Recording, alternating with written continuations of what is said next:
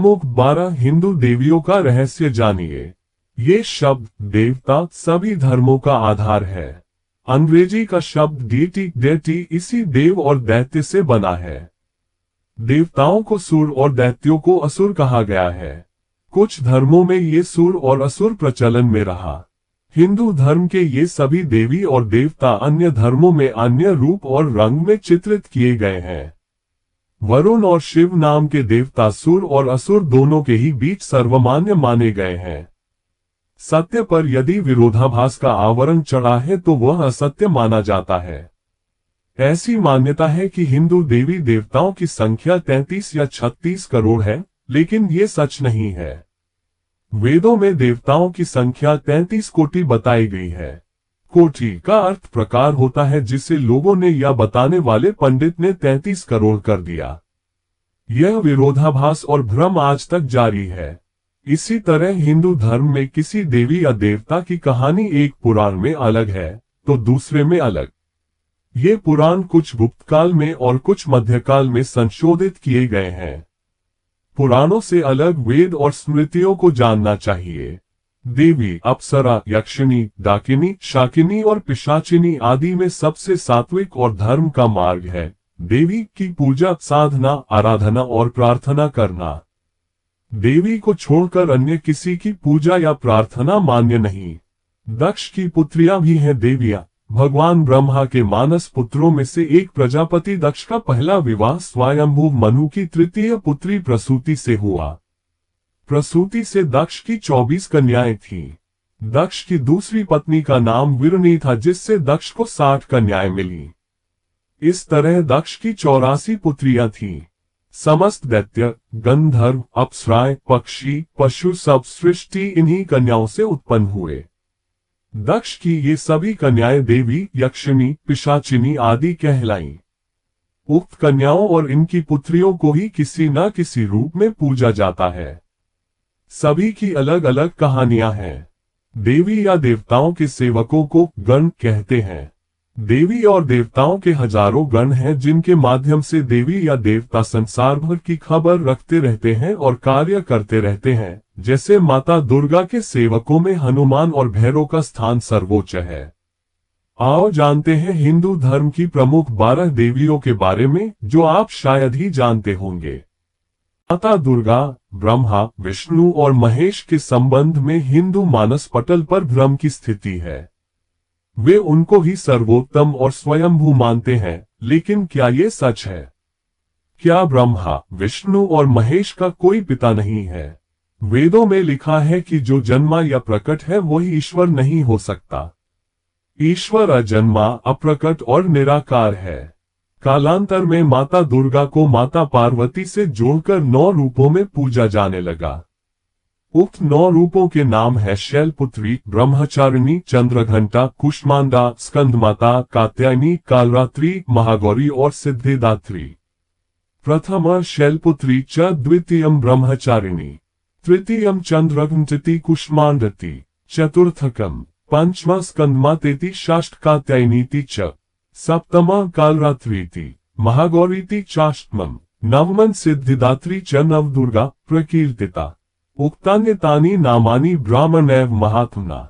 शिव पुराण के अनुसार उस अविनाशी परब्रह्म काल ने कुछ काल के बाद द्वितीय की इच्छा प्रकट की। उसके भीतर एक से अनेक होने का संकल्प उदित हुआ।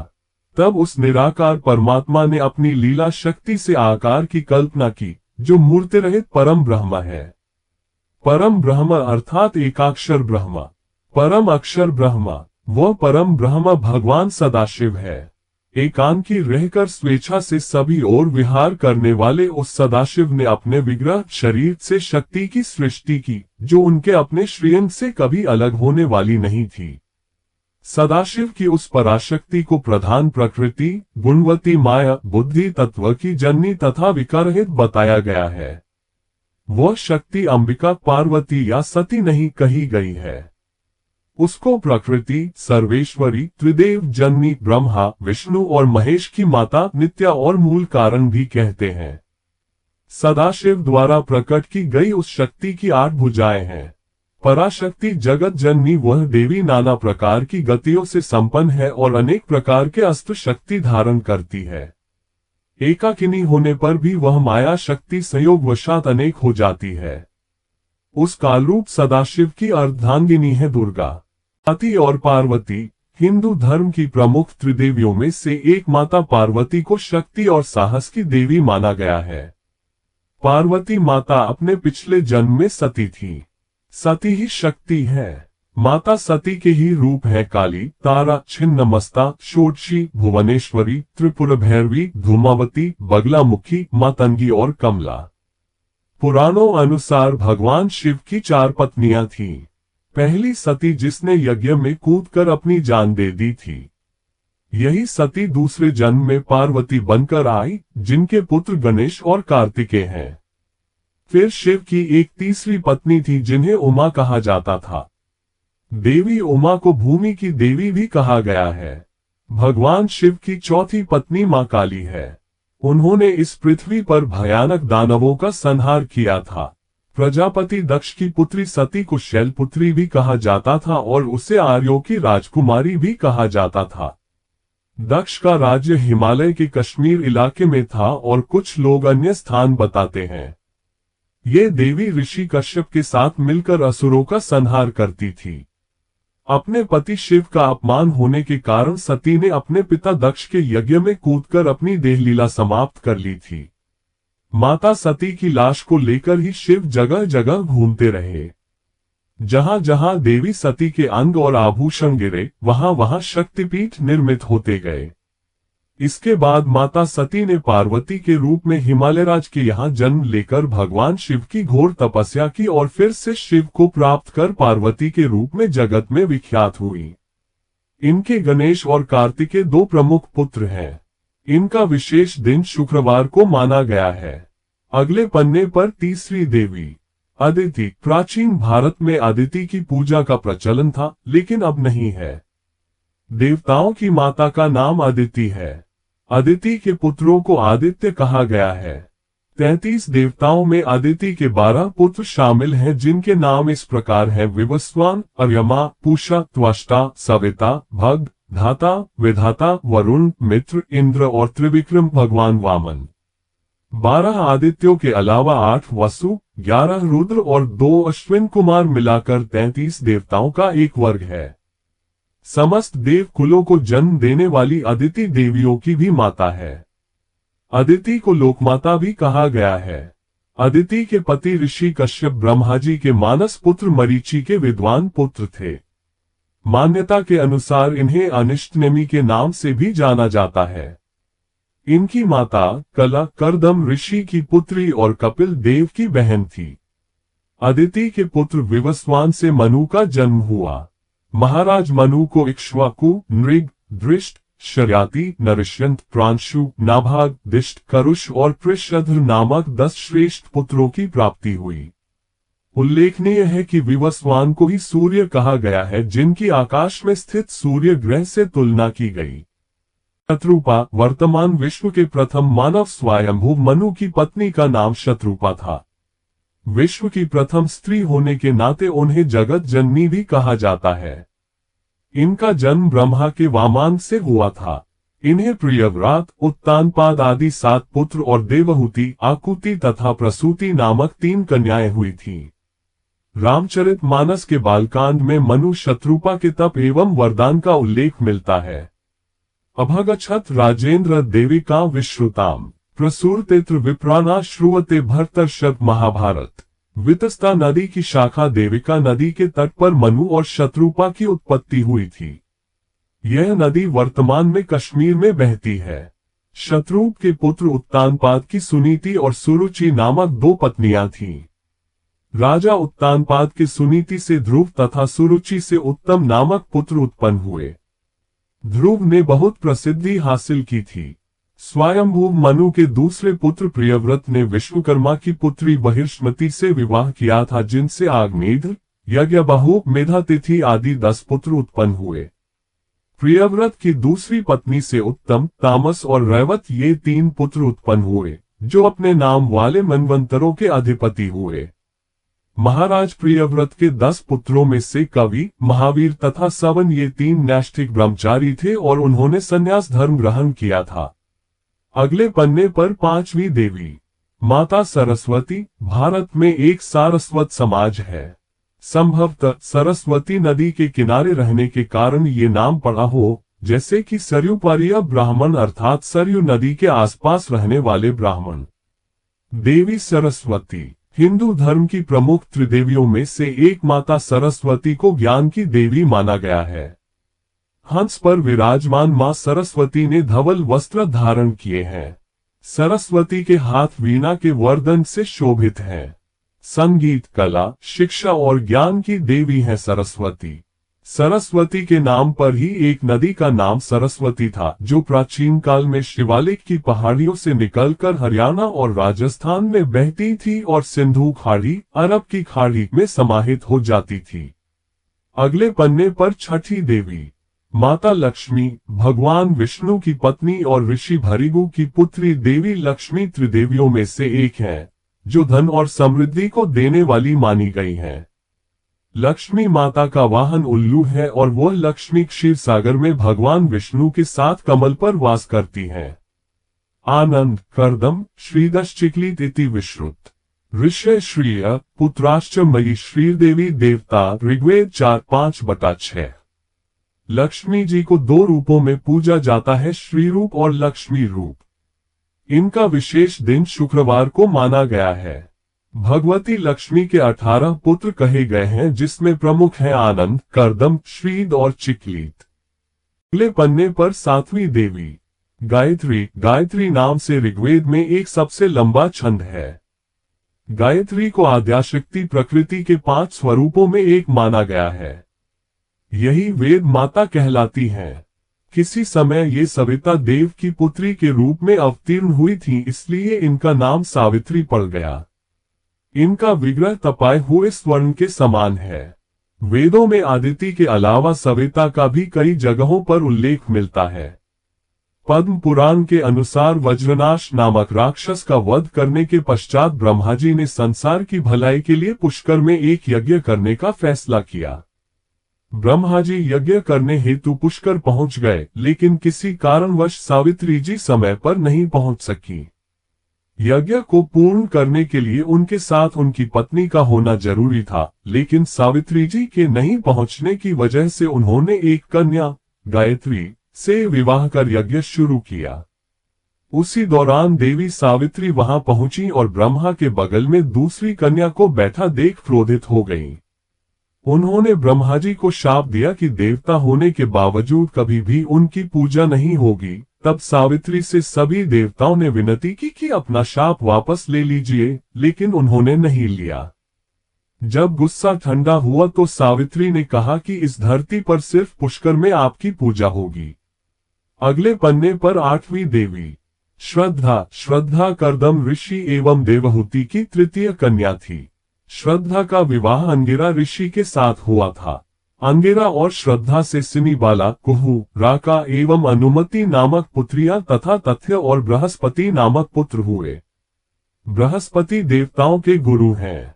अगले पन्ने पर 9वीं देवी शची। शची स्कंद पुराण के पुलोमा पुत्री शची का भी वेदों में उल्लेख मिलता है। स्कंद पुराण के अनुसार सतयुग में दैत्यराज पुलोम की पुत्री शची ने देवराज इंद्र को पति रूप में प्राप्त करने के लिए ज्वालपाधाम में हिमालय की अधिष्ठात्री देवी पार्वती की तपस्या की थी। मां पार्वती ने शची की तपस्या पर प्रसन्न होकर उसे दीप ज्वालेश्वरी के रूप में दर्शन दिए और शची की मनोकामना पूर्ण की। जहां मां ने दर्शन दिए थे वह स्थान उत्तराखंड के गढ़वाल क्षेत्र में है। यहाँ माता ज्वाला देवी का एक मंदिर है।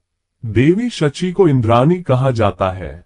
इंद्राणी देवी शची ने अपने पति इंद्र के हाथ में ब्राह्मणों द्वारा रक्षासूत्र बंधवाया था।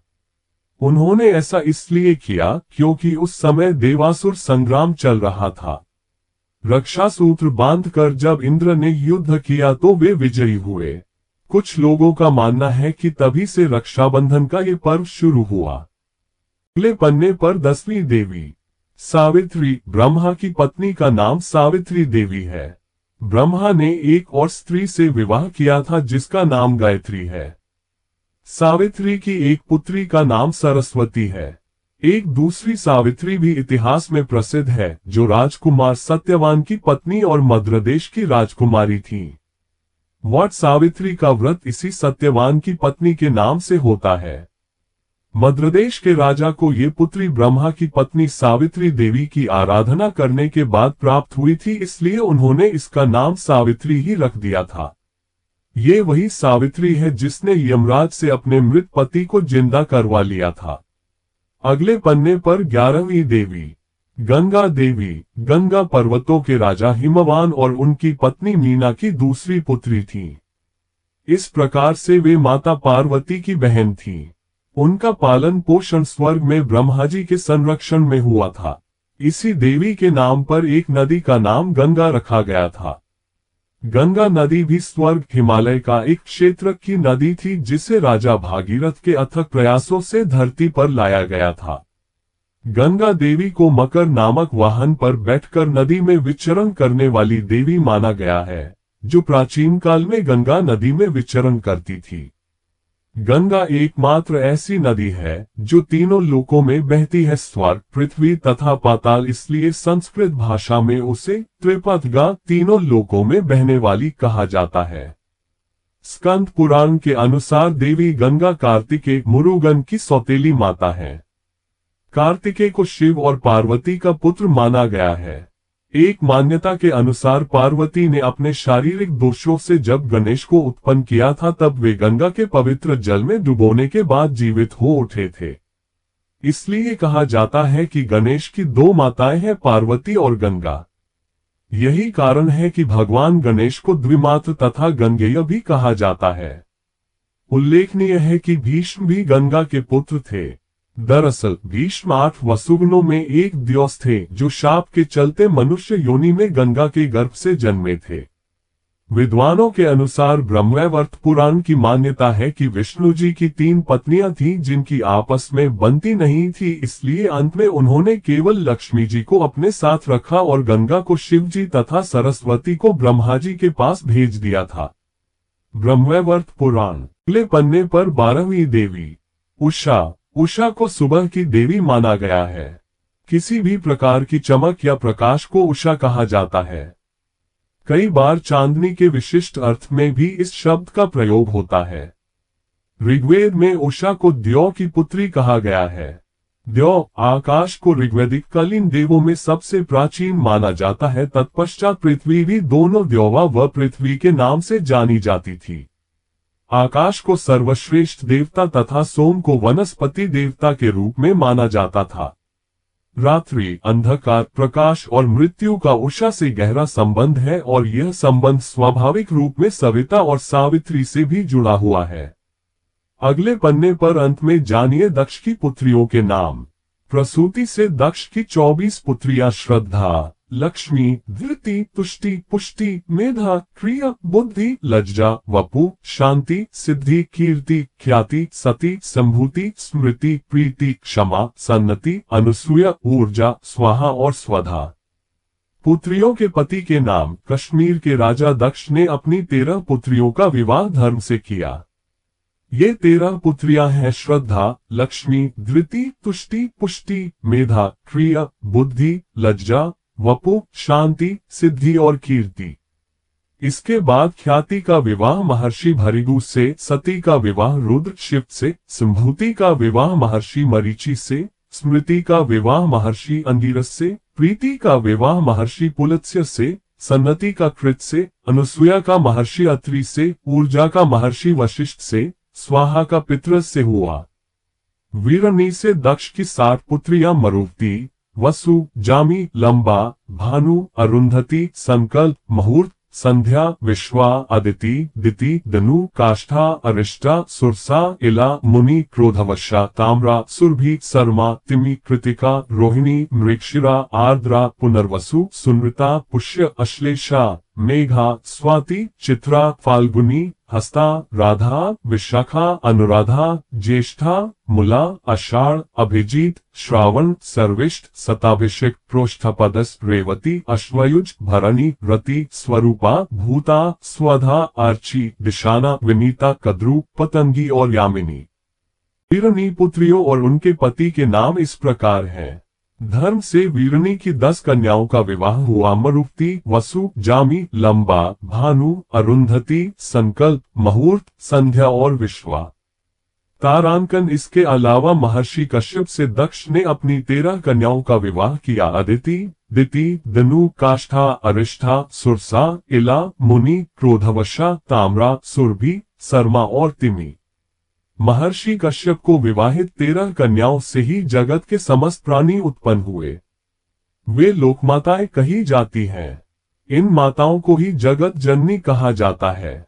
अदिति से आदित्य देवता, दिति से दैत्य, दनु से दानव, काष्ठा से अश्व आदि, अरिष्ठा से गंधर्व, सुरसा से राक्षस, इला से वृक्ष, मुनि से अप्सरागण, क्रोधवशा से सर्प, ताम्रा से शेंगृध्र आदि, सुरभि से गौर महिष, शर्मा से श्वापद, हिंस्त्र पशु और तिमी से यादोगण जल जंतु।